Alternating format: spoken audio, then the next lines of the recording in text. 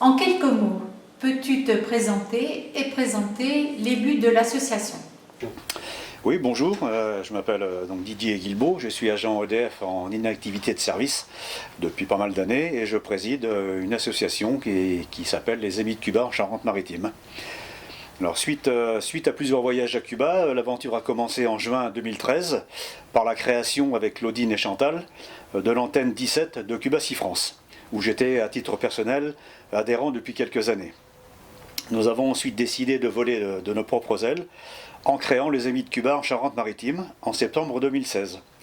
Puis nous avons intégré la coordination française de solidarité avec Cuba, formalisée quelques semaines auparavant à la fête de l'UMA, à l'initiative de Cuba Linda, France Cuba et Cuba Coopération.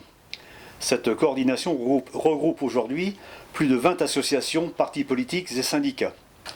Notre association, une trentaine d'adhérents, se destine à développer des liens d'amitié et de solidarité avec Cuba, son peuple et sa révolution. Nous voulons également donner une info différente de celle distillée par les grands médias traditionnels sur la grande île caribéenne, mais aussi plus largement sur l'Amérique latine et la Caraïbe. Nous avons soutenu en son temps la campagne pour la libération des 5 patriotes incarcérés aux États-Unis. Nous soutenons aujourd'hui, et depuis la création de l'association, la campagne pour la levée du blocus économique, commercial et financier infligé unilatéralement par les États-Unis et qui asphyxie Cuba depuis près de 60 ans. La demande de restitution du territoire de Guantanamo fait aussi partie de notre démarche. Enfin, nous soutenons un projet communautaire situé à Guanabacoa, dans la banlieue havanaise, la Grande Rita Feliz, qui signifie la petite ferme heureuse. Ce projet communautaire, comme il l'appelle, a été créé à l'initiative d'un couple d'avocats en retraite et vient en aide à des enfants et leurs familles atteints de pathologies profondes, telles que l'autisme, cancer, cécité, trisomie, etc. Par la réalisation de travaux ludiques, pédagogiques, arts plastiques, mais aussi à l'initiation de la culture bio, ou encore de la cuniculture, l'élevage de lapins ou de cailles.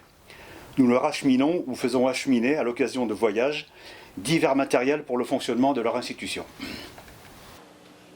Quelles sont les activités de l'association dans le département? Alors nous essayons d'être présents sur diverses manifestations ou événements, par exemple le festival Océanopholie à l'île de Léron il y a quelques années, ou la fête de la musique au Langon en Vendée, afin de faire connaître notre action. Nous sommes partenaires chaque année de la Semaine pour la paix et nous tenons un stand d'artisanat cubain sur le marché solidaire à l'occasion du Festival des Solidarités. Les ventes d'artisanat et de livres financent notre action Grande Rita Feliz. Nous avions organisé en son temps des soirées conférences débats avec des intervenants de qualité et qualifiés, mais au vu du trop peu de personnes présentes à ces soirées et rapport au coût engendré, nous avons décidé d'y mettre un terme. Dis-moi, une campagne est en cours pour que les brigades cubaines sanitaires qui ont été combattre le Covid dans un certain nombre de pays obtiennent le prix Nobel de la paix. Comment se déroule cette campagne et comment les adhérents de la CGT peuvent-ils y participer? Oui, alors cette démarche a été lancée en avril dernier par Cuba Linda et France Cuba. Elle a aujourd'hui un retentissement international qui n'est pas usurpé.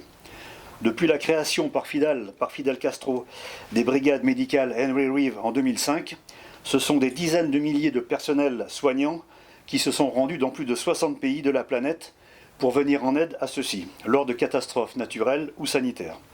Elles se sont illustrées notamment en Afrique contre le virus Ebola. Alors, les derniers chiffres que nous avons d'hier soir, au 28 juillet 2020, il y a 45 brigades de contingents contre les catastrophes naturelles et les épidémies graves Henry Reeve qui collaborent dans 38 pays et territoires, avec 3772 membres, dont 2399 femmes qui ont soigné 255 372 patients de la Covid-19 et sauvé 8099 vies. En plus des 28 000 partenaires de santé qui, dans 58 pays, ont participé aux efforts nationaux et locaux de lutte contre la pandémie, qui ont soigné 83 268 patients et sauvé la vie de 13 636 personnes. Ça, ce sont des chiffres de Graciela Ramirez, du groupe Nobel pour la paix et du Comité international. De plus, au 2 août, notre plateforme réunit les coordinations et organisations de 26 pays avec la France, dont de nombreuses UD et fédérations CGT. Le groupe Facebook compte 4100 membres et la pétition 2058 signatures. Depuis quelque temps, nous recevons aussi des listes de signataires par courriel qui viennent beaucoup d'Amérique du Sud et de gens qui n'ont pas Internet. À ce jour, 345. Ces brigades sont aujourd'hui présentes, comme vous le savez peut-être, en Martinique et en Guadeloupe. Plusieurs villes des États-Unis, dont San Francisco, ont également fait appel à leurs compétences. Il apparaît donc tout naturellement qu'au moment où des pays, dont le nôtre, dépensent des sommes extravagantes en armement et ou bombardent d'autres pays, d'attribuer cette haute récompense à ces brigades médicales, venant de ce petit pays au peuple héroïque, pacifique et empreint de solidarité et d'internationalisme. Merci Didier. Merci à toi.